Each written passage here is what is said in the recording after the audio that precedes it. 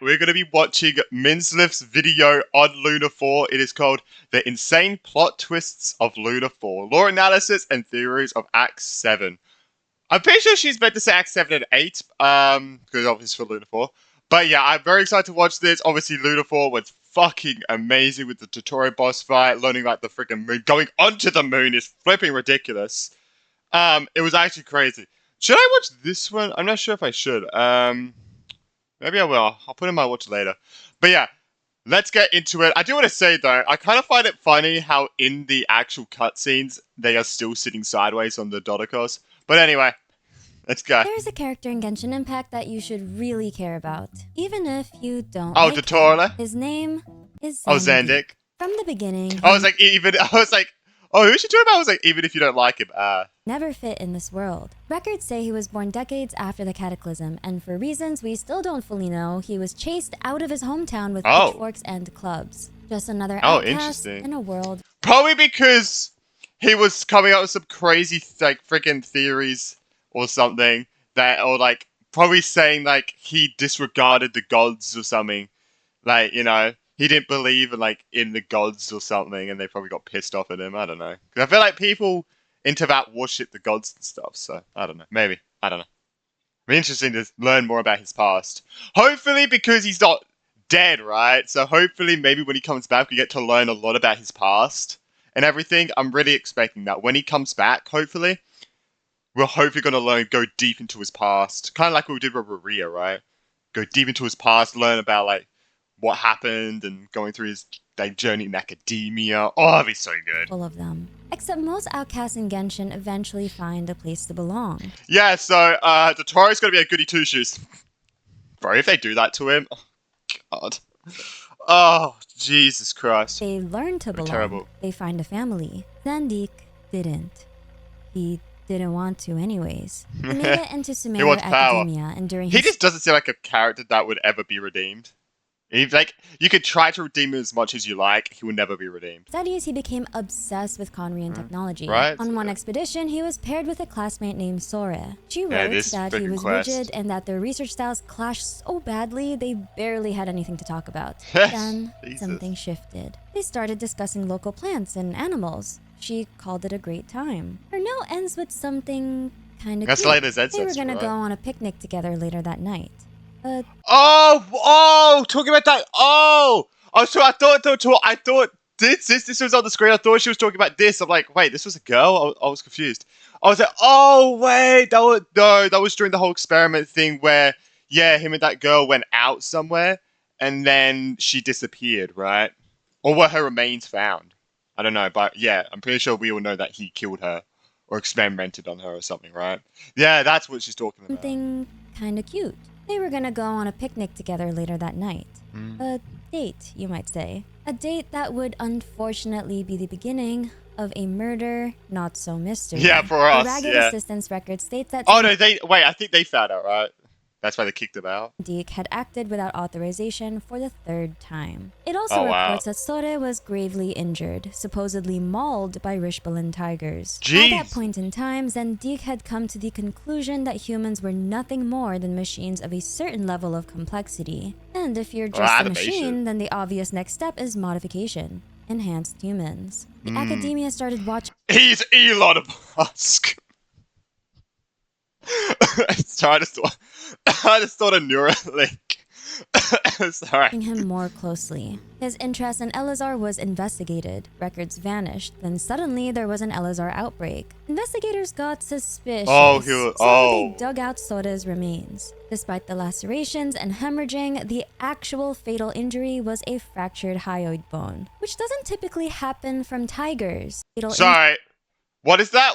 I've never heard of that bone before in my life. Never heard of it. What the fuck is a hyoid bone? Excuse me? Oh, here. Oh, okay. I think maybe I remember that from Link. Maybe I remember that from Link Click. There was mention of that. Yeah, which supports the tongue. Yeah, he strangled her, didn't he? injury was a fractured hyoid Oh, bone, okay. which doesn't typically happen from tigers. It happens when someone strangles Yeah. you to death. Zandik was expelled and he fled to the desert. And then Piero found him and offered exactly I was surprised he was only expelled. But so they found out he strangled someone. I'm like, yeah, so you're expelled, not Colin friggin' the Mahamatra. You know? Well, okay, that's the what? Okay, this is all the academia's fault. Okay, I will be real. If that's all they did, if they found out that he killed someone and they let him, and they all they did was expel him, every single death after that is the academia's fault, without a doubt. Obviously, it's Zandik's fault, but the academia would have had a hand in it if they didn't just put him in jail. Wow, that's insane. If they 100% knew. No, that's crazy. A mind like that would never refuse. Resources, freedom, and exactly what a mind like was expelled and he fled to the desert. And then Piero found him and offered exactly what a mind like that would never refuse. Resources, freedom, and a purpose. Zandik accepted. He was given the title Il Dottore, the doctor, and he found it funny. And so, Zandik became the second of the Fatui Harbingers. The second? And he would eventually become the man who would one day kill Sandrone. His own colleague. Just you. His own colleague. One day kill a bunch of fucking people.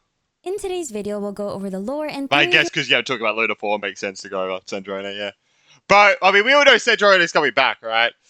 From that one book, and then, yeah, I mean, we all think that she's the secret character. I think we're all 100% certain that it's gonna be the, she's gonna be the secret character now, just because of that book. I'm putting for Sandrone, by the way. I literally brought the battle pass. Not the battle pass.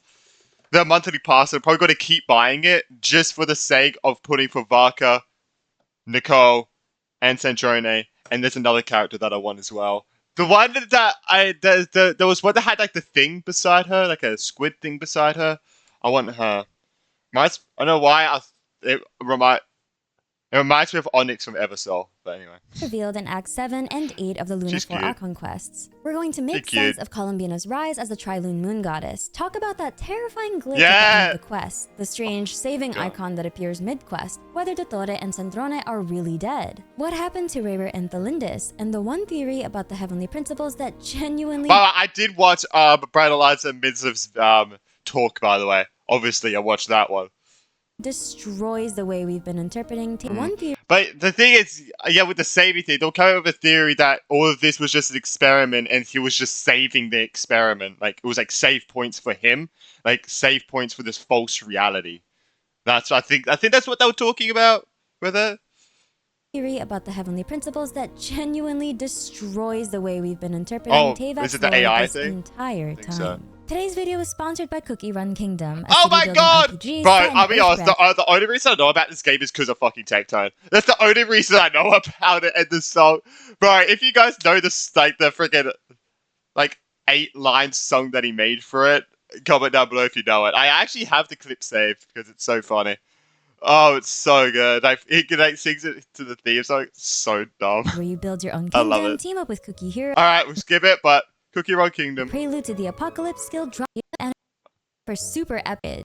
Download Cookie the glitch at them for sponsoring today's video. If you thought the scariest part of Luna 4 was the Dottore, the glitch at the end, or even what the heavenly principles... I don't find things scary. Like, they would go about, like, stuff like, it's scary. I don't think it's scary. I think it's fucking cool, and it gets me extremely excited. Like, I don't find things scary, really. I mean, obviously, like, horror stuff, if you don't know, I really hate horror stuff. I get really creeped out very easily. I get jump scared very easily and stuff like that. So let me know if you comment. But I don't find things scary in the terms of this sense. I just find it really cool and exciting. Actually is. And I really like the Dottore. The glitch at the end, or even what the heavenly principles actually is. That's you aren't watching the screen closely enough. Because it's actually the fact that Teyvat isn't flat. And I know that sounds ridiculous. I mean, I feel like we thought, I feel like we did it 100% know until Skirk's thing. Oh wait, even then, we wouldn't have 100% know, because it could have just been a dome on a flat Teyvat. It could have been Teyvat, and then a dome around it, and we didn't really see the whole thing. So I mean, don't worry. The game itself has been... This is technically, yeah, our first confirmation that it isn't 100%. Like, it isn't flat. True. Gaslighting us for years. Teyvat is constantly described as having a firmament. The Chaos Oculus talks about a civilization mighty enough to almost touch a dome of the firmament. Dragonspine's Peak of Vindagnyr talks about celestial nails that come from the firmament. It does say dome. Yeah, I mean, that does definitely hit at flat. If it's a dome, like a dome isn't a circle, that's a sphere. A dome is just, I mean, yeah, it's just flat, a flat Teyvat with half a sphere on top of it, right? That's what a dome is, so yeah. Firmament is a Dragonspine's Peak of Vindagnyr talks about celestial nails that come from the firmament. Firmament is a term from biblical cosmology, the dome separating the waters above from the waters below. Oh, so it literally, the firmament is literally from this, like, it's literally just a dome. Interesting. So for a long time, a lot of us... Yeah, that does make sense why everyone would think it was flat. Me read that and went, okay, so Teyvat is running on a literal dome sky model. A flat earth model. Oh my god, Hoyoverse are flat earth conspiracists. Confirmed. And the in-game world supports that interpretation. There's even an NPC in the Sumeru Academia named Fargani, who treats the notion of a round Teyvat like it's some revolutionary, dangerous idea. If round is revolutionary, that means most Teyvatians think the world is flat. So, when Act 7H show us Teyvat is, surprise, a sphere, it immediately raises the question you're not supposed to ask out loud. If we were wrong about something that basic, what else have we been lied to about? Fucking hell. I wonder why they kept depicting it as like a dome then. Interesting. Yeah, why did they keep depicting it as a dome when it's clearly not a fucking dome?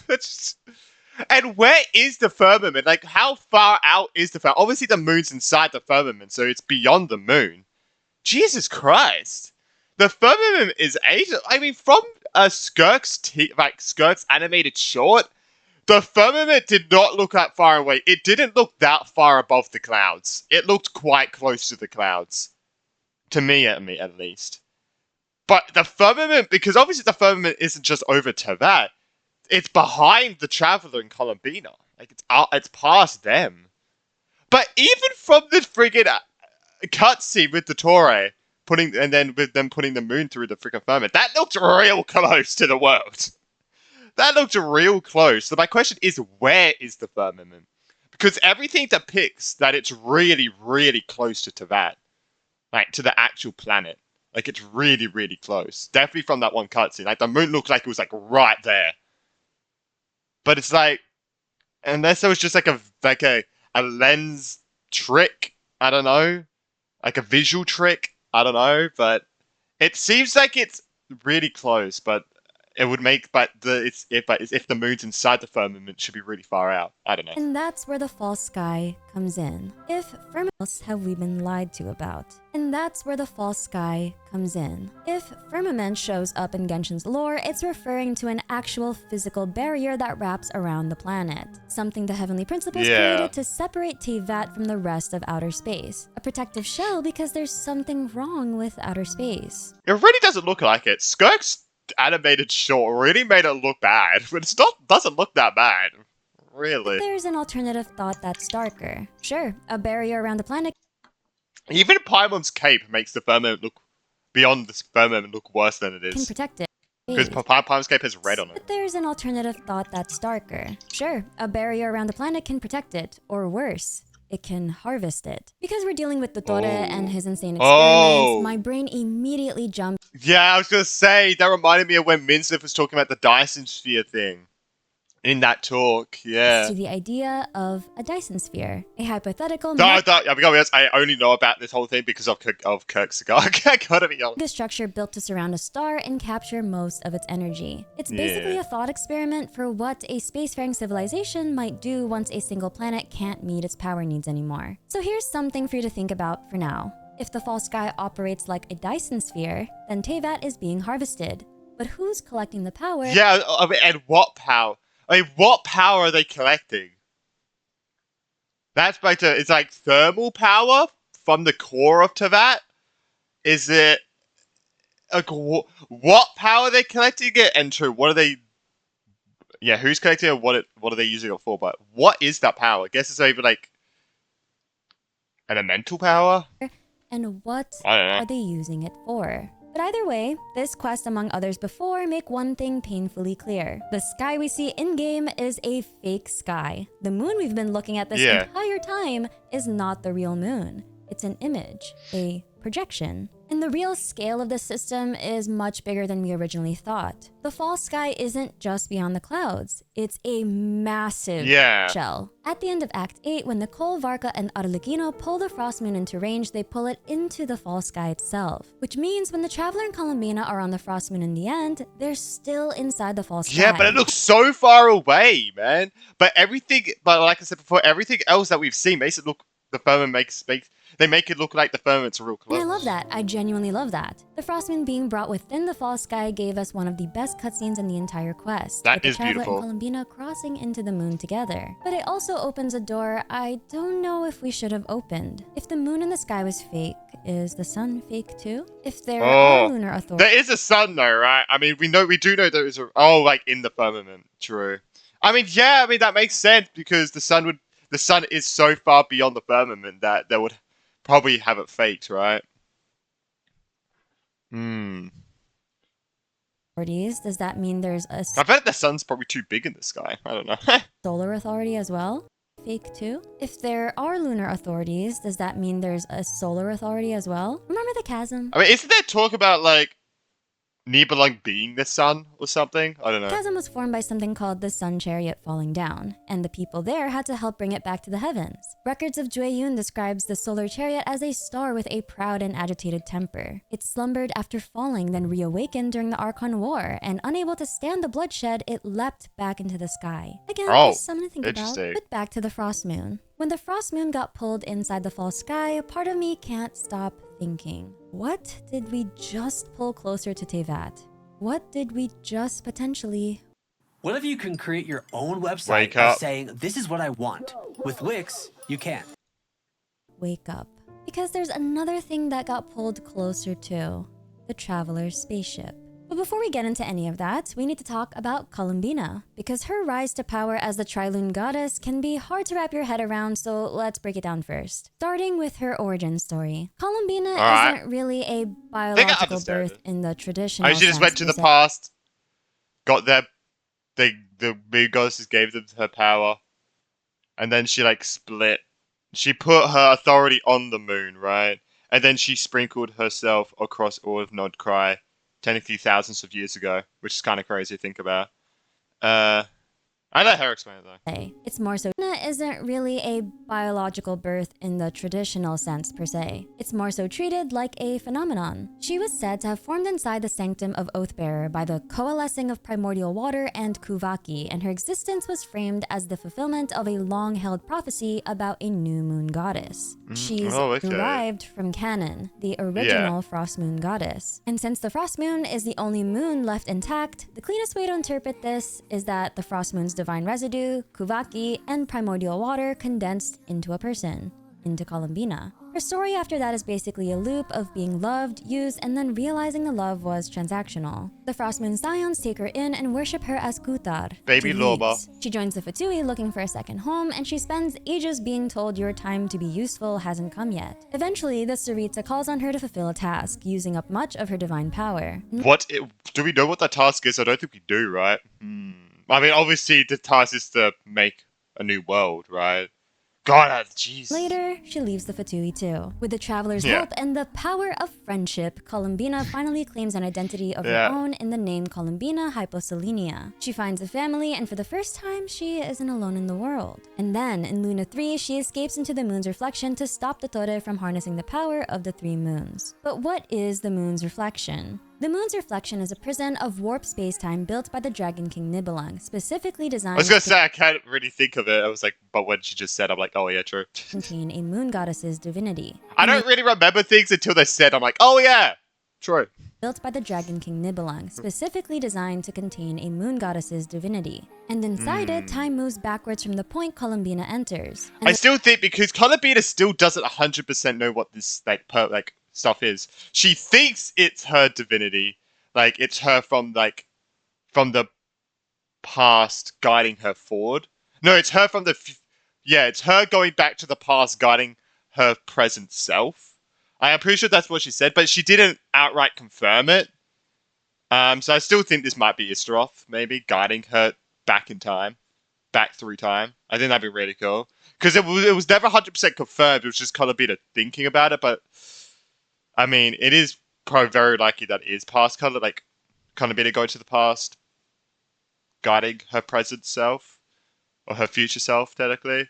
But I think it'd be really cool if this was Istaroth guiding her to the past, and then who was taking her out of the memories was Istaroth. Istaroth doesn't want to change. Istaroth wants her to show maybe Istaroth wanted to show her the past, but didn't want her to change it per se. So every time she changed it, Istaroth's like, okay, you're out of here, bro. You know what I mean? I think it'd be really cool if that was all Istaroth's doing. I do think, by the way, this is made obviously before Lantern Rite is out. I do think Istaroth will be a part of Lantern Rite. That's why she wasn't really involved in the main story. It's because she probably will be involved in Lantern Rite because of Zybe being the daughter of time and more moon stuff and stuff like that. I'm really think Istaroth is going to be a part of the Lantern Rite. I guess we'll see, right? I guess we'll see. Columbina enters, and it'll keep going, presumably all. And inside it, time moves backwards from the point Columbina enters. And it'll keep going, presumably all the way back to the moment the realm itself was created. The whole point is that it's built to be inescapable. Rayra and Delindis couldn't leave. Their remnants are trapped there forever. So for Columbina to return, she has to fulfill certain conditions. She realizes time is reversed, and she uses Kuvaki to influence events in the past. In the Archon quest, there's a mysterious figure helping in the background. I can't believe that was in exactly the right That was crazy. That was all kind of beat up, bro. That was wild. Helping Flins, the traveling Paimon, find information on the Wild Hunt, protecting Hisei Island from the Kuvaki cannon blast, pulling the Death Tarot card for her during Moon Yeah, we all thought that was Nicole. That was all Columbina. She basically left breadcrumbs for her friends in Nodcry to find so they can defeat the Tore and bring her back. Definitely bring her back only works if she can rebuild herself in Teyvat. Oh yeah, that's what the Wodatar was for. That was her that was her physical self that she could come back to, right? I guess. Columbina needs to rebuild herself by combining 3 components that the world recognizes as a real moon goddess. And the body was Lawanatar, right? Oh, no, the soul. No, the soul would have been... No, the soul was Lawanatar. No, her body was Kavaki. Her body was the Kavaki that she sprinkled all over Teyvat. The soul is Lawanatar, because that was obviously... Lawanatar is a part of her soul. And it came back, which is nice. If you did her chronicles. And the authority she put on the moon. And that's why when they bring it back into the firmament, they all combine into one to make Columbina again, right? Right? Did I get that right? And authority. For her body, Columbina realizes that she needs a way to be pulled back into reality, and the solution is the simplest possible way. She dies. Jesus Christ! She lets herself die inside the moon's reflection. I need to if you want to see me level up building Columbina, make sure to check out my extra channel. I've been just recording some bits for it. I really need to record myself leveling up Columbina to level 90 because I should be able to do it today. I've been able to do it for a couple of days, but I've just been not bothered to record my reaction for it. But maybe today I'll record my reaction leveling 90 her. So make sure you check that out. And I'm trying to build her. And then after that, I'm going to build Flynn's because, Jesus Christ, my account is useless for Columbina. So, yeah. Moonlight spreads across Nodcry, starting from the distant past and across time. Her body itself becomes Kuvaki, the unique power only present in that region. For her soul, part of her soul stays behind in Teyvat as a I did get it right. basically a storage vessel holding her identity until she can be recovered. Thank God. And because Luonatar was made from the fragment of Columbina's soul, Nefer can use it to peer into the distant past and see what Columbina was crazy. All along. And then there's authority. Yeah, that's how we found out. Yeah. It makes the world accept her as a true moon goddess. Inside the moon's reflection, Columbina meets the imprisoned moon sisters and asks for their help. She needs their blessing to use their authorities to stop the Tore. They warn her that it could tear her apart, joining all 3 authorities in one body. But they agree, and transferring that power over to Columbina makes them mortal. Even then, Columbina's return isn't complete. I want to know where they rested, man. Oh, I really wish we found out where they rested, like a special place to where the moon goddesses rested onto that. That'd have been such a good addition. Because obviously they asked Columbina for the favor of dying into that, right? Oh, it'd be so good if there was like a memorial place, like a like 3 different colors of trees or something, like a white, blue, and red tree or something that's supposed to like memorialize them and stuff. Oh, that'd have been so good if they added that. It'd be like where they died. Oh, that'd have been so good, man. But I don't think they did that. Oh, but that would have been such a nice feature to add. There's such a nice recollection, like a nice permanent change to your world if you did the quest. But yeah. Missing core authority is physically cool. on the Frost Moon, and her isn't cool. complete. Because the missing core authority is physically on the Frost Moon, and her return isn't complete until the Trilunar Authority hidden there is brought into play. That's likely the will of the Frost Moon Skirk detected. So in a metaphorical sense, Columbina has the will of the Frost Moon Skirk detected. So in a metaphorical sense, Columbina has the blueprint, the will of the Frost. Oh shit! True, because this whole time the whole authority would. Oh my god! I didn't even think about that. So this whole entire time, throughout this whole story, no, throughout the entire game of Genshin Impact, the Trilunar Authority was just on the Frost Moon. I didn't even think about that. Yeah, I guess that's what I mean. I guess, yeah, Skirk would have detected that, and I guess other people probably would have detected that too. So that's what they were detecting: the Trilunar Authority beyond the firmament. Oh my god, I didn't even think about that. Yeah, the Trilunar Authority would have been with us technically for this whole entire game. Jesus Christ. This time shit confuses the fuck out of me. Moon Skirk detected. Fucking hell. So in a metaphorical sense, Columbina has the blueprint, but the system still isn't detected. So in a metaphorical sense, Columbina has the blueprint, but the system still isn't wired up yet. And that's where Sandrona's world formula comes in. In Fontaine's Netzes lore, René de Petrichor and Jacob Ingold calculated the world formula from Conria-related ruin data to predict the fate of the world, specifically a future catastrophe. They predicted that all the birthing waters of the world would dry up. Then hundreds of years later, a flood during the Second Diluvian period would cover the earth and sky and leave the world in ruins. In Luna 4, Sandrona takes the same formula and uses it to find the fate of something else. So instead of using the formula to ask what would happen to the whole world someday, she instead asks the question, what conditions must be true for a specific outcome to occur? In this case, Columbina's return. So Sandrona... Okay. So she used it to figure out what conditions need to be met for Columbina to return. Okay, that's what she used it for.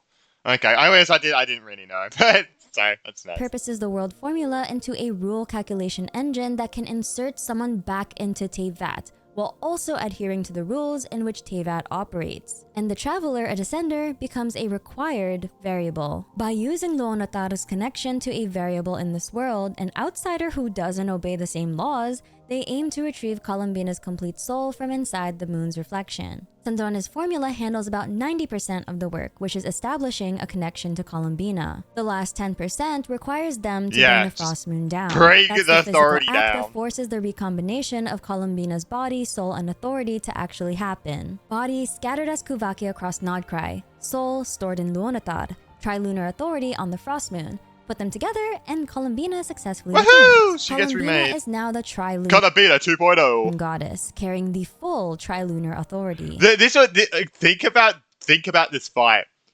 Think about like the wording of this fight. A Trilunar moon goddess versus a Trilunar moon god fighting against each other. That sounds pretty fucking cool if you ask me. She's the fourth moon, holding the power of the three who came before her. And now she's also the Welkin moon, the real moon inside of... Bro, I'll be real. My whole theory for the whole Welkin moon thing was... since it changed the Columbina, right? Since the Welkin moon was changed to Columbina, I thought that Welkin moon before Columbina was the that looked like the original. I thought it would have looked like the original moon, like Frost Moon Goddess, like the one with the white hair and everything. I thought that would have been the previous Frost Moon Goddess, since it got changed to Columbina, and Columbina is the successor to the Frost Moon Goddess, right? She's the successor. I thought since she replaced the Welkin Moon, I thought the Welkin Moon was like the Frost Moon Goddess, the previous one. But then that's why when I looked at the I was like, oh, the white hair was that, because it makes sense because it lines up with what I thought. And then it was with the blue hair. I was like, huh, that got debunked. I was like, damn, that got debunked pretty quick. Teyvat's false sky. So thanks, Sandrone. You're that's sad. Moon, the real moon inside of Teyvat's false sky. Her. And now she's also the Welkin moon, the real moon inside of Teyvat's false sky. So thanks, Sandrone. Your sacrifice was not in vain. But Very also, true. This is Sandrone we're talking about. Oh, yeah. If anyone could come up with backup plan after backup plan. Yeah, she put a false core inside of her, right? She left her main core behind, like out of her body, and put a fake core in. So then, because she probably knew she was going to sacrifice herself, she knew Dottore was probably going to kill her. And yeah, she put a fake core in so she wouldn't actually die. So she's going to get remade. I'm just curious what she's going to look like. That's a good question. What will she look like when she returns? Jesus Christ, I hope it's good. It's her. But this brings us to one of the strangest parts of Columbina's story. Because if a future Columbina reached into the past through the moon's reflection to set all of this up, doesn't that make her existence a paradox? It does, but it's a specific kind. Columbina's situation is a bootstrap paradox, also known as a causal loop. Especially because of the song she sings. There's no clear first source. Her future self sings it, her past self remembers it, and she didn't learn it from anyone but herself. It's not the more popular grandfather paradox. Nothing suggests that she goes back to prevent her own birth or creates a timeline. Oh yeah, I was trying to think of that paradox. Yeah, where if you kill your grandfather in the past, you wouldn't be born. But then, if you weren't born, how would you go to the past to kill your grandfather? You know what I mean? That's the paradox, right? Paradox. Which is very interesting. It's like, yeah, this does make sense. Nothing suggests that she goes back to prevent her own birth or creates a timeline where she both exists and doesn't. Her entire story is just a closed loop. But what happened to the 3 original moon goddesses? The 3 moons were ancient celestial bodies they were created trapped by in dragon. They were trapped in the time. They were trapped in the time period of when they were trapped, right? So they're trapped like 2,000 years ago or something. They're trapped during the war. Like, they're still in the time period of the war, right? King Nibelung to rule primordial. I wish Columbina peeped through it. I know, but she couldn't because I have no more memories. Fuck. Teyvat, the eternal moon, the iridescent bodies created by Dragon King Nibelung to rule primordial Teyvat. The eternal moon, the iridescent moon, and the frost moon. Each connected to a goddess, Arya, Sonnet, and Canon in that order. In the past, all 3 were granted authority over the laws of the world, but to avoid any one sister becoming too powerful, they mutually agreed to divide a portion of each domain's power among themselves. They used to have authority over life. Where's the red one there, divide a portion of each domain's power among Where's the red one? Themselves. They used to have authority over life, death, time, space, and reason. They ruled while Nibelung was away exploring outer space. At this time, Teyvat was full of technologically advanced dragons. But then the Heavenly Principles arrived, the first Descender. They were received as a guest by the 3 sisters. They coexisted in peace for a time until it became obvious the Heavenly Principles had other... Yeah, they were like, they were probably just trying to get on the good side so it could analyze the world to see if it was actually suitable, and then when they found out it was suitable, like, let's get to work, ladies and gentlemen. Plans, a new world order, and new rules imposed on the land. Humans. Arya and Canon found the new order intriguing, but Sonnet was against the intrusion from the start. Crazy, the youngest one was the fucking smartest one. Let's be real. But instead of resisting immediately, the sisters... The one that had the most common sense, I guess. Let it play out. They wanted to see whether it would be good or bad for Teyvat. But it turns out Sonnet was right. The Heavenly Principles instigated a war, overthrew the 7 dragon sovereigns, and placed all of Teyvat under its control. After that, So you could technically blame this whole catastrophe on Sonnet and Arya, right? God damn it. Women, I'm sorry, that was a joke. Goddesses entered a precarious peace treaty. The heavenly principles would tolerate them and allow their lunar cycles under the false sky, as long as their role in maintaining Teyvat didn't conflict with Celestia's designs. The dragons saw that peace treaty as betrayal from their moon goddesses. At some point, the sisters could no longer look away from Celestia's cruelty, and they started preparing countermeasures. But that's when Nibelung returned from his journey, now armed with the power of the Abyss, only to find his planet ruled by the heavenly principles. That sparked the second largest war in Teyvat's history, the Great War of Vengeance, a period also called the Funerary Year. Nibelung took the goddess's hesitation. What was the most destructive one? Was that like the Archon War? I don't know. I actually don't know. Would that be like the Archon War because it was so widespread? As disloyalty, and the goddesses were imprisoned. Let me know. Nibelung took the goddess's hesitation as disloyalty, and the goddesses were imprisoned in the moon's reflection for the entire war. I mean, pretty based if you ask me. Fucking based of Nibelung to do. Like, if you found out the people you made specifically to keep the world safe didn't do their job, get them the fuck out. You know? I mean, pretty base by Nibelung. Not basically got the Abyss, but pretty base in this regard. They were completely oblivious to what happened outside. Nibelung set about fashioning the actual moons into weapons of war against Celestia. It's implied the heavenly principles didn't know the moon goddesses were imprisoned at the time, but they responded anyway, and the response was catastrophic. The eternal moon and the iridescent moon were shattered. The frost moon was flung beyond the false sky, and that destruction, combined with the banishment of the third, caused the moon goddesses to lose their reason for existence in Teyvat. The world rejected their presence and gradually sapped away their strength until they disappeared entirely. After the war, the heavenly principles did what it always seems to do. It hid the truth. It obfuscated the fate of the moons, hid both the shattered fragments and the lifeless corpse behind the false sky, and projected a fake moon over Teyvat's night sky. The sisters only learned what happened when Columbina traveled backwards through the moon's reflection and told them. And to make amends, all three agreed to abdicate their lunar authorities to Columbina Hyposelenia. This also explains why Sonnet, the goddess of the iridescent and crimson moons, recognized her. Columbina fulfilled their final request. As the Trilune goddess, she freed them from Captains recognized her. Columbina for this also during when we were talking to the moon marriage, was like hypo. Explains why Sonnet, the goddess of the iridescent and crimson moons, recognized her. Columbina fulfilled their final request. As the Trilune goddess. Oh, don't worry. I was like, because when they talked to the moon marriage, she would have had the Trilune authority. I'm like, wait, no, she didn't. The Trilune authority was still in the Frostmoon. Don't worry. She freed them from captivity and sent their now Columbina fulfilled their final request. As the Trilune goddess, she freed them from captivity and sent their now mortal bodies back to the Frost Moon. Once they lost their divinity, the prison stopped trying to keep them from escaping. But that wait, she sent them to the Frost Moon? Oh, wait, I didn't even realize that. I thought they said back to the vat. I mean, even so, she did send their bodies to the Frost Moon, it would have been cool if there was like a memorial there for them. Even if we can't go back there for that little time we were there, it'd be cool if there was some like kind of like red, white, and blue streaks on the moon or something, like lines on the like, I don't know, something to memorialize them, even if it was just for a one-time thing.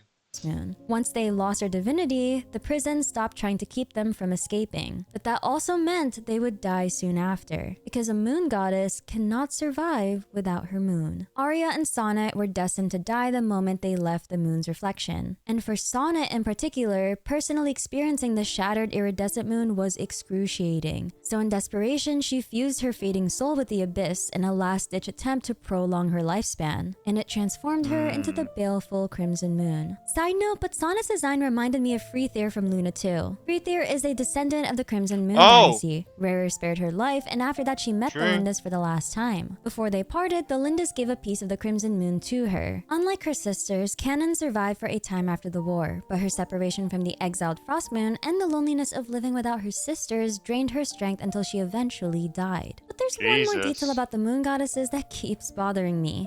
they look human, even though humans technically didn't exist until after the heavenly principles created them. They're even depicted as humans in ancient murals. So maybe once humans became present in Teyvat, the moon goddesses chose to appear that way. Or maybe that's simply the form humans and humanoid beings perceive them. Or there's something worse. The Dragon King Nibelung ruled... Because that's, I do remember from the talk, Brandon Line was like, they looked nice, but it's not what I thought, right? They said they thought they were going to look more ethereal, not human. Which I definitely understand, because, I mean, how would Nibelung have created humans if he didn't know what a fucking human looked like, right? But, I mean, yeah, it makes sense probably if they, like, chose the form of, like, you know, if, like, they chose to be human, if they, Okay, literally, okay. What I'm trying to say is that they chose to look like a human because there were humans on Teyvat at one point. But he technically didn't create it. Something worse. The Dragon King Nibelung ruled Teyvat, but he technically didn't create it. The Heavenly Principles also made the world anew and built the human realm, which we now call Teyvat, but that isn't the same as being the first creator of the planet in the absolute sense. So, what if dragons were not the first intelligent beings? What if they were just the first ones we identified? What if humans or humanoid beings existed before dragon supremacy? And Teyvat's history really starts looking like a pattern of conquest. Systems being replaced over and over again by the civilizations that keep conquering it. Speaking of someone who wants to conquer the world, I mean, it was like, if Nibelung isn't the creator, there would have been something beforehand, probably, right? Teyvat is that conquerable. Yes. They thought it become a false moon god. There are only two naturally existing moon marrows, the eternal moons and the iridescent moons. Moon marrows only form when a moon goddess dies. And since the only moon still intact is the frost moon, Columbina being born means she's naturally associated with it. Theoretically, there can't be a frost moon marrow until Columbina dies. Well, alright, there we go. Frost moon. So the Tore essentially had to make one, since he definitely wasn't gonna get it from Columbina. He made a synthetic marrow created inside his False Moon Institute in Nodcry, designed to replace Columbina's role so he could become a moon goddess. It's implied he siphoned power from the eternal and little guy. He could become a moon goddess. It's implied he siphoned power from the eternal and iridescent marrows already in his possession. Those original marrows face constant rejection from Teyvat because they're part of the old world. But the Tore's artificial marrow was uniquely able to overcome that limitation, meaning he could use the Three Moons' power without restraint. In the final battle, Columbina became the sole trial. Oh, that's why in that cutscene at the end of Luna 3, when Columbina disappears, he goes, "You stubborn world," you know, like the Crimson Moon's like starts pushing him down. Oh yeah, okay, it's because it was the Frost Moon that was probably allowing.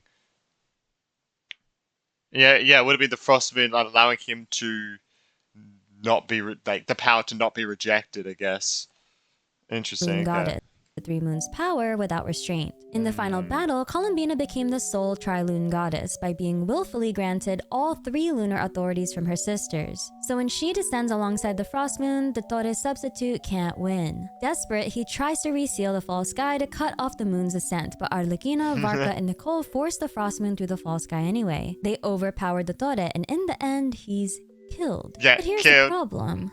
Was he actually killed? Because right at the very end of Act 8, the screen glitches as quest completed flashes, and if you look closely, there's a circuit-like pattern. That pattern is associated with the Tore. We've seen similar glitches in Sumeru, when he interfered with Scaramouche's past. So the implication is simple. The Tore is alive.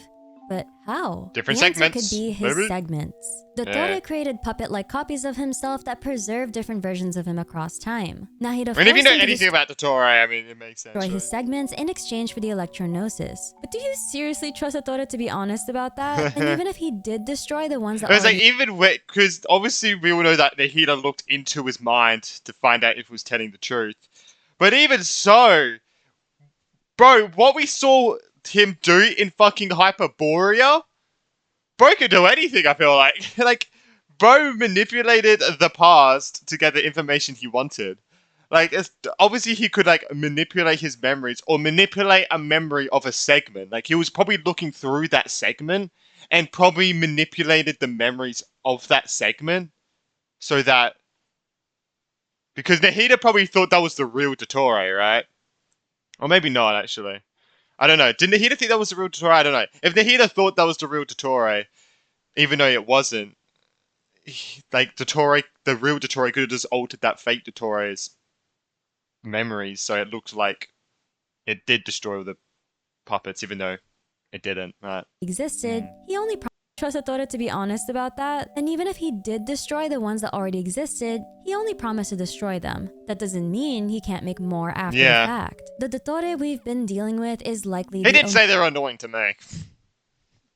Omega segment, the one we met in Sumeru. The Dottore we've been dealing with is likely the Omega segment, the one we met in Sumeru. Oh, I didn't realize it said Omega build. Segment. Oh, that's how we know it's there. Oh, I never realized this. I never saw this. All I looked at was Il Dottore and the second of the Harbingers, the Doctor. I never read this in my life. Wait, that's how we know? I never realized that's how we knew, was because it showed up on screen. Oh, that makes sense. One we met in Sumeru. And even if the Omega dies, that doesn't mean Dottore is fully gone. It just means one of his possibly many bodies died. The real Dottore could still be out there, somewhere. Probably some 400-year-old brain floating in a vat very, very far away. There's also a smaller detail that makes the ending feel even more suspicious. The ending screen flashes twice. You see True Moon Quest completed while the Traveler and Columbine are on the moon. Then it happens again as Varka looks up at the moon. And throughout the quest, there's this detail that I noticed. There's a saving logo that appears. A pen writing on paper. That's not how Genshin loading screens have ever worked. Which brings us to a theory that changes how you interpret everything you just played. What if Acts 7 and 8 were an experiment? That's what the saving suggests, right? Not just that the Dottore survived, but that he was recording something. Saving the Traveler's answers and logging the results. Yeah, it's like, also, I remember what Brian's saying. It's pretty much just like, it'd be like Penacony, right? Where we didn't actually fight Sunday. We had to fight Sunday twice. Like, we're going to have to fight Dottore probably twice. For a hypothesis. There are 3 key points where the saving shows up. When Dottore kidnaps a Traveler and traps them in his experiment energy field, after Wanderer rescues a Traveler from that field, and right before Dottore and... Sorry, let me go back. Saving the Traveler's answers and logging the results for a hypothesis. There are 3 key points where the saving shows up. When Dottore kidnaps a Traveler and traps them in his experiment energy field, after Wanderer rescues a Traveler from that field, and right before Dottore enters his boss form. If this is all an experiment, then each save is a checkpoint. A moment the results of what just happened get recorded. And he's always wanted the Traveler as a test subject, because the Traveler is a descender, a being whose will can rival an entire world, a being who can transcend the laws of the world. So staying as close as possible to what the quest sets up, the most plausible reasons that Dottore is testing the Traveler might be this. He wants to know whether an outside being can be controlled. If descenders transcend laws, can he still bind one to his rules anyway? The curse he placed on everyone that apparently triggers if you leave Nodcry is a perfect example of him trying to impose a condition on people. We don't know really what the curse is. Like, obviously Centrone just took a guess, and obviously it's very good that we took the guess well, but I mean, the question is, how we're gonna go back to Mondstadt? How is Varka gonna go back to Mondstadt? No, Varka was never there. No, Varka never got the curse. But how is the Traveler? Obviously, the Traveler's gonna go back to Mondstadt with Varka, right? How's the Traveler gonna leave? The Traveler would be the ultimate. I don't know. A perfect example of him trying to impose a condition on people. Triggers if you leave Nodcry is a perfect example of him trying to impose a condition on people. The Traveler would be the ultimate stress test. He wants to know whether the world formula can be changed by inserting a descender variable. Sandrone frames fate itself as calculable, then talks about variables and the Traveler being kidnapped specifically for being a descender. That implies the Traveler is a math-breaking input that Dottore wants. And finally, he wants to know whether the Traveler can be pushed into specific choices under artificial conditions. Their conversation is framed as Dottore probing, pressuring, and offering a shortcut to the Traveler's goal. Basically, a behavioral test. So what does saving actually mean? It could be Dottore just logging an experiment.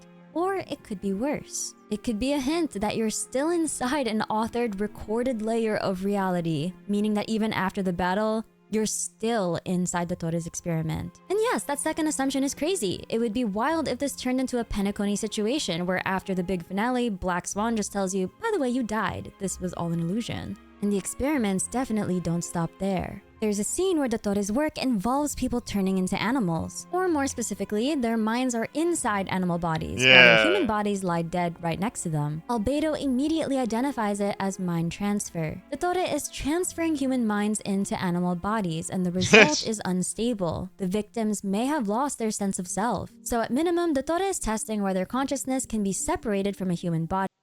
Their sense of self. So at minimum, the Torre is testing whether consciousness can be separated from a human body and placed into a different vessel, and how much of the self survives the transfer before collapsing. And if you want to feel your soul leave your body, consider what that implies when you remember what the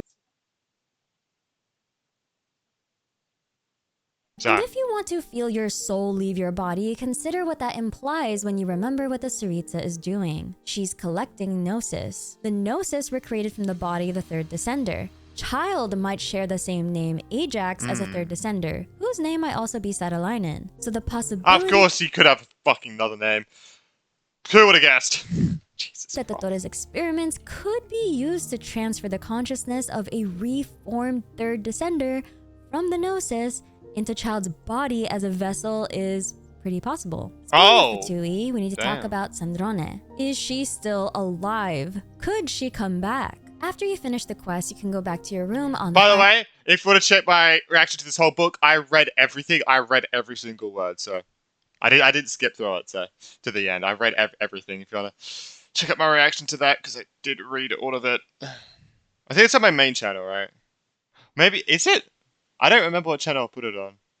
Oh, no, I think it's on my extra channel. And read Sandrone's notebook. Most of it is funny and heartbreaking with little notes. Sorry, I need to check. I need to check. What channel did I put it on? I don't remember. I genuinely did not remember which channel I put it on. I think I put it on my... Did I put it on...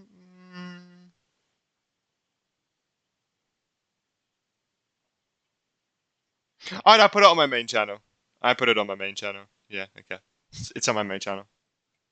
To your room on the flagship and read Sandrone's notebook. Okay, this is what, yeah, I'll Most of it is funny and heartbreaking with little notes about Colombina, Alain Guillotin, and La Senora. There was some funny parts, The last line hints at the future in store for her, because I'm convinced her story isn't over. Iterated on my self-preservation. Because there were parts like talking about leeway, I think, talking about, like, it's in chronological order, right? So it's like talking about like Fontaine, like, and stuff was like probably like when we were there as well. I'm convinced her story isn't over. Iterated on my self-preservation mechanisms. That's Sandrone basically saying she upgraded her fail-safes. She improved the systems.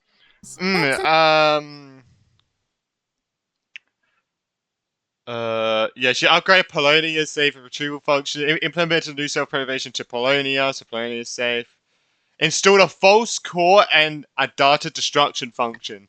So what I think is that she took out her main core, she installed a fake core into her body, and then made it so anything that fake core, like, any data that fake core kept was destroyed on death.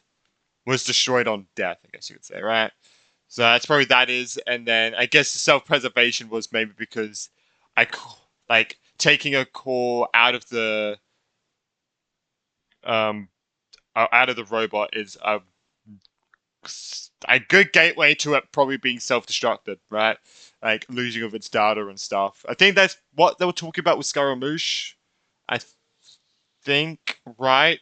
I think that was the whole thing. So she was probably iterated on it, on the self-preservation, probably because she was taking it out of her body, and taking it out of her body is very dangerous for a core, right? I'm guessing that's why? I don't know. That's Sandrone basically saying she upgraded her fail-safes. She improved the systems that prevent her from being destroyed or shut down. In other words, she planned for survival. Bro, I was so shocked.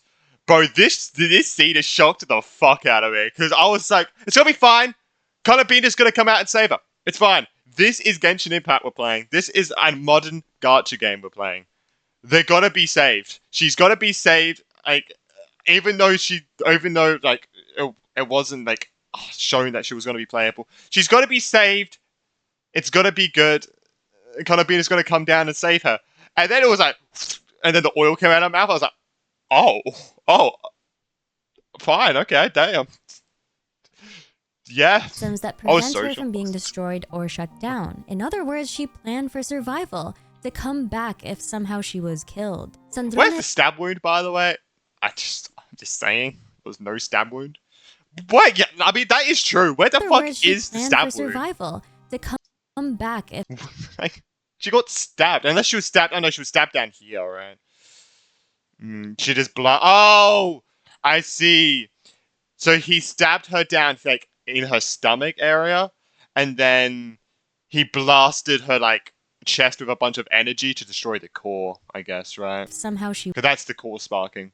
So he probably blasted the core with a bunch of energy to destroy it. Was killed. Sandrone's and Polonia's cores get taken back to the Fontaine Research Institute, the place founded by her creator Alain Guillotin. That kind of... I'm so curious what she's going to look like. Completely in character for... Obviously, it's going to be like, still look like Centurion, but I'm curious what the outfit is and everything. And what Polonia's going to look at. Maybe a little bow on top. I'm just saying. Listen, when is she still going to look like a maid? Guillotin. That kind of backup plan would be completely in character for Sandrone. Listen, I just want her to be playable, okay? And just like Sandrone... Same. I would pull for her. I've got a complaint. Because as much... I just want her to be playable, okay? And just like Sandrone, I've got a complaint. She does complain. Because as much as I loved Acts 7 and 8, this is the exact reason I can't... Oh, because she doesn't like what they did to Maria, right? She doesn't like the perfect score. Nodcry had the perfect setup for it's an Istroth thing, true.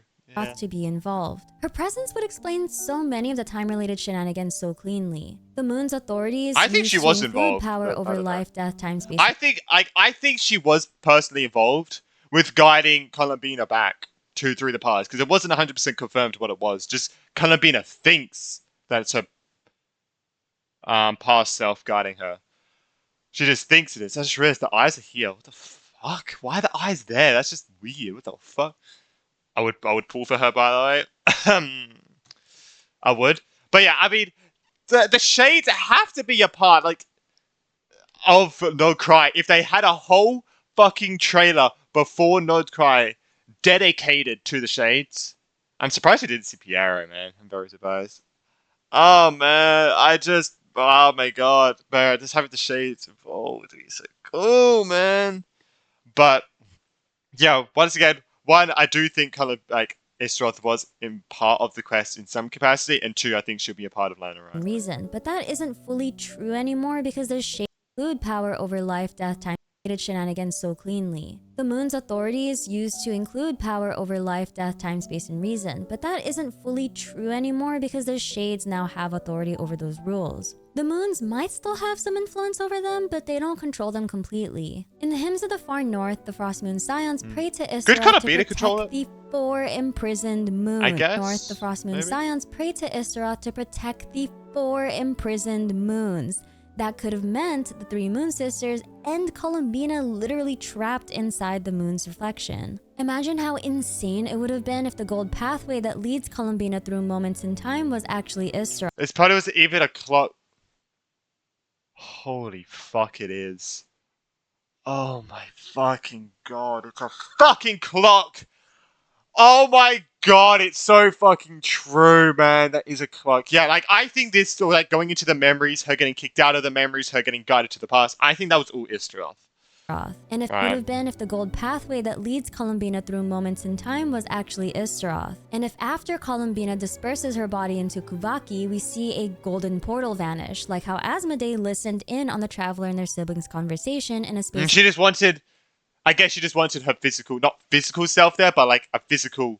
Like, we saw that there could have been a physical thing there. In time for you. And Columbina's entire arc has been about finding her prologue, her origin story, while the Moon Sisters encourage her that her story isn't over. There's that famous Mondstadt saying, seeds of stories brought by the wind and cultivated by time. At one point, Isroth and Barbatos were worshipped simultaneously. And according to Venti, Isroth began to write the story of the world. Like an ancient scroll she engraved upon her memory, began to write the story of the world, like an ancient scroll. So I was looking at that whole thing with that time when Istroth above it.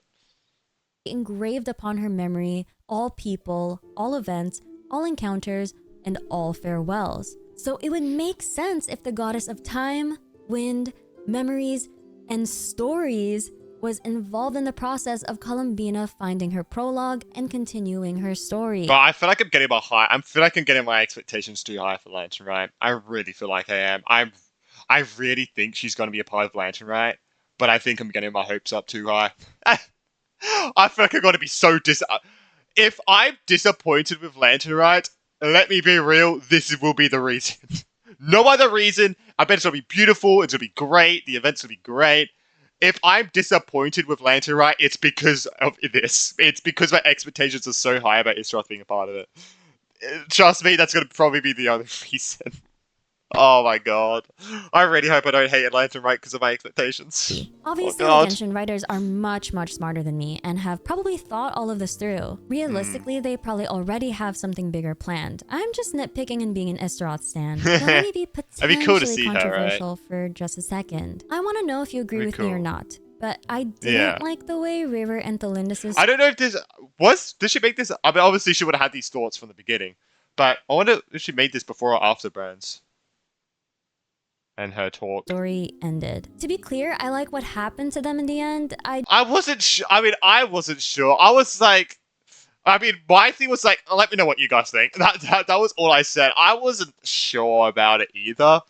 I'll be real. I did want him to keep being a big bad bitch, but it does make sense that he was like, he can't do anything in the space. He can't move. He can't fight. So what's the point? Which makes sense. But it'd be cool if he kept like his pissed offness. Like he was like, ugh, just go away.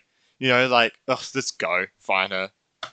Fight for yourself, bitch. You know? Stuff like that. I think that would have been cool. I wasn't really sure about it. I didn't know what to think at the time. Like, I think you guys could have seen that in my reaction. I was like, huh. Interesting. So yeah. Just don't like how little attention it got. It felt like their conclusion was a shoo-in inside the Totore arc, when their closure honestly deserved its own dedicated act. I don't mind that Rerir became more calm in the moon's reflection. I mind that we didn't get to see his progression. Earlier quests let us watch him devolve from a normal man into someone who committed genocide and clung to his position until he couldn't anymore. So for his final turn to happen off-screen feels like lost potential. Still, what we do get is meaningful. Rerir apologizes to Columbina, and for the first time, with the voices gone from his head, he feels both peace and horror at what he did. He tells her he's surprised he wasn't destroyed when he arrived again, and reveals that Tore was— Yeah, it would be cool, like, it's like when Columbina first arrived in the moon's reflection, like when we first got a glimpse of Columbina in the moon's reflection, it also cut to Aria afterwards, like after that little segment, to show him calming down. I think that would have been cool if they did it then at that point, and then it would have cut to Columbina finding him, and then it would make sense why he's calmed down.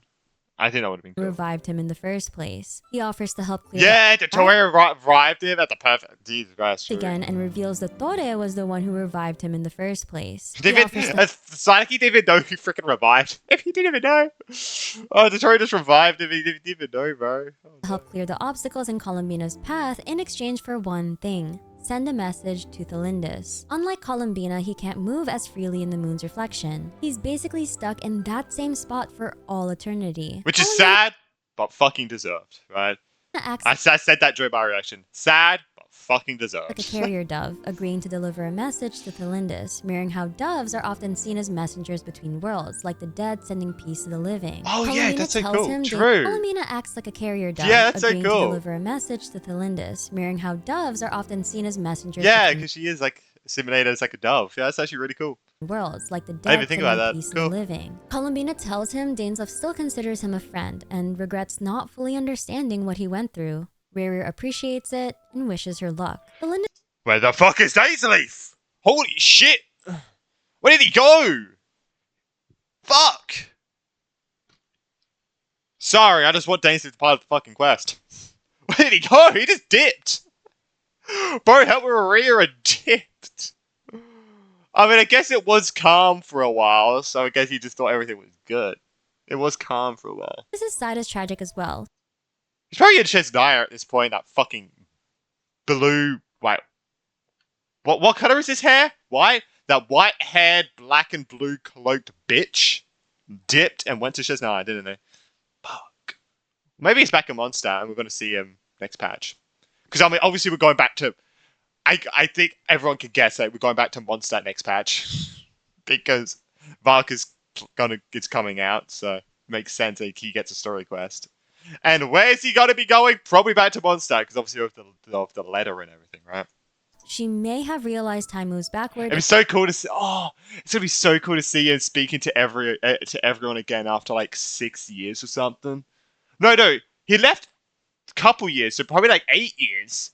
Holy shit! Wait, was it like 7 years? I don't know. How long has he been away from Mondstadt for? Like 7 years or something? I think.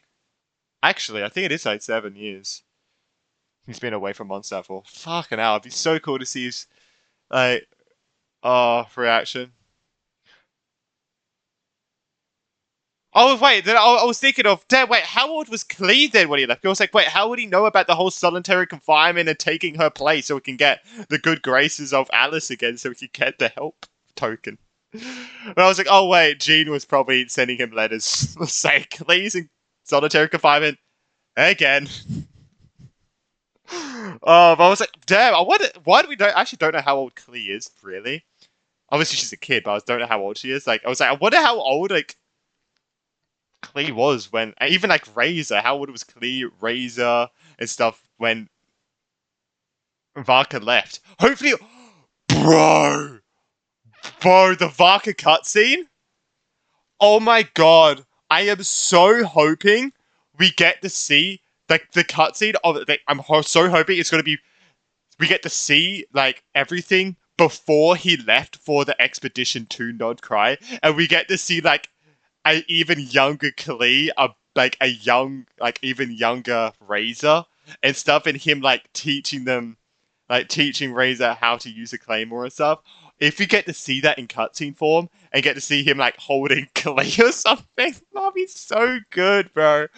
Oh, I am hoping that happens, man. Oh, that'd be so fucking cute, bro. I'm expecting Varka's cutscene to be cute as fuck. And I'm hoping it's like a 7-year ago cutscene or something. Oh, it'd be so good. It'd be so good. Man, if I'm right about that, I'd be so happy. The moon's reflection. Sorry, I went on a tangent. Why did I go on a tangent for? I don't even know. Why did I start yapping about Varka? Oh! Because I was talking about Dainsleif, and then that led me into talking about if Dainsleif's a monster. Oh my god, that's fucking insane. I forgot what she was even saying. Fully understanding what he went through, Riri appreciates it and wishes her luck. Jesus Belinda's side is tragic as well. She may have realized time moves backward in the moon's reflection. Her original goal was to stop King Irmin from becoming obsessed with the Traveler's sibling 500 years Yeah, she wanted to kill her. She planned on killing the sibling ago, which is why she wanted to go to the past. But entering the moon's reflection as a mortal shredded her body instantly. Only her soul remained. She wondered if all her work was for nothing until Columbina finds her while looking for a way out and delivers Rary's message. Delindus learns the truth, forgives Rary, recognizes her own mistakes, and thanks Columbina for bringing the news and letting her research matter. I don't mind that Rary and Delindus may never truly reunite for eternity. Yes, I just wish the execution gave... I mean, let's be real. Them not meeting is fucking deserved. For Rarea, mainly. It's deserved as fuck. Very sad. Like, it's like, holy shit, this is fucking so sad that they're like so close but can never reach each other for eternity. But it's fucking deserved. Rary and Delindus may never truly reunite for eternity. I just wish the execution gave their story the space it deserved. But here's one of Genshin's biggest unanswered mysteries. What? We still don't actually know who created Teyvat. We don't know who made the planet in the absolute sense. In-game text strongly claim the heavenly principles made the world anew and built the human realm. I mean, world anew doesn't mean it made the world, right? I mean, I don't know. It could have just been made naturally. I mean, but I don't know. Like, it could just be... I mean, there's a lot of things. It could just be it was made naturally, like, by, like, asteroids colliding and it mainly formed a planet, just like how every planet is made in real life. Or, yeah, it could be someone, like, a previous one of the previous gods, even before Nibelung and that, created the world to start their own civilization or something. And then obviously that collapsed at one point. I don't know. It could be a bunch of things, like previous gods and stuff. That after defeating the dragon sovereigns, while Nibelung ruled the old world with the Moon Sisters and the dragons. But neither the Heavenly Principles nor Nibelung seem to be the first to create the planet based on what was revealed so far. Which means there is still room for a truth we haven't even named yet. Speaking of the truth, there's one waiting on the Frost Moon. Traveler's spaceship is currently on... Because what if the elemental power was already on to that as well? I don't know. The truth? There's one waiting on the Frost Moon. Traveler's spaceship is currently on the Frost Moon. It's the ship the twins boarded when they were traveling between worlds before our... Crazy, they're thousands of years old. Jesus Christ. So how is he not allowed to... arriving on Teyvat. He's allowed to now. He's allowed to. He's 6 years older now. He landed in Nodcry. He's a big boy now. He can drink. Hey, if he lived in Australia, he could have just fucking started drinking at the start of the game. Between worlds before arriving on Teyvat. What age can you start drinking in China, by the way? What's the age of drinking? Wait, I'm gonna search it up. What's the age of being able to drink alcohol in China? Obviously, Japan is 21 and stuff, but age to be able to drink in China. Fuck if it's like 10. Oh, China's 18 years old. Oh, fuck, it's the same as Australia. Okay.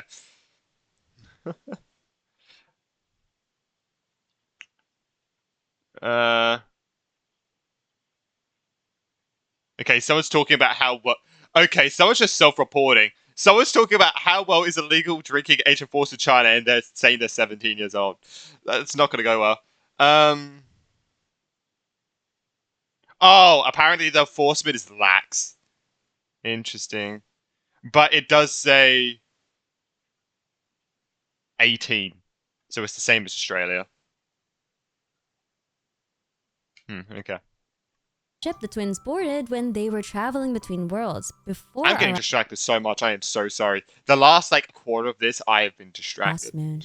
It's the ship the twins boarded when they were traveling between worlds before arriving on Teyvat. It originally landed in Nodcry, but has since been moved to the surface of the Frost Moon by the Heavenly Principles. Paulina tells the traveler she suspects the ship was intentionally hidden. Perhaps someone has certain truths they wish to hide from you, or from others. Most likely the Heavenly Principles. The traveler reads the flight logs and discovers something unsettling. The ship passed through Teyvat once, and continued until they were forced to crash land at Nodcry. And from what their sibling told them, they might not know either. Inside the ship, the traveler retrieves a new outfit, and reading the lore on it was one of the first things I did. Yeah. Because I needed to know. I mean, I didn't read it. I didn't think about it at all. I watched Brand's reaction to all of Nodcry, by the way, and that's when he talked about it. Know what the game and I listened to it. Thought was important enough to tie. I think I need to read it again. Maybe when I farm for Columbina, I'll read it again. To the traveler's identity, and I was not prepared for the question it raised.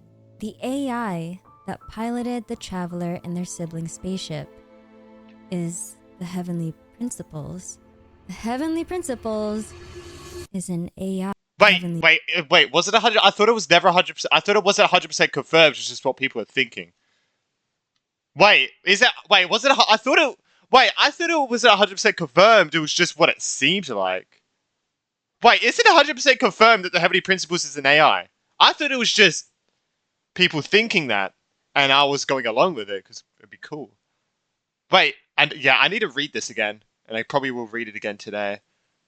Maybe in the live stream, because I'm playing a live stream today, playing WooWare and stuff. Principles. The Heavenly Principles is an AI. Is that where you ended? Jesus Christ. Beautiful art, actually beautiful art. Yeah, Jesus Christ. Insane video. I'm not going to make this go any longer. I've had this go for over an hour. Actually, gotta be honest, I thought this video was going to be longer than an hour and 30 minutes. So I was making like an hour and a half. But yeah, hopefully everyone did enjoy. Make sure to like and subscribe. I need to see, but is there anything rumor related out?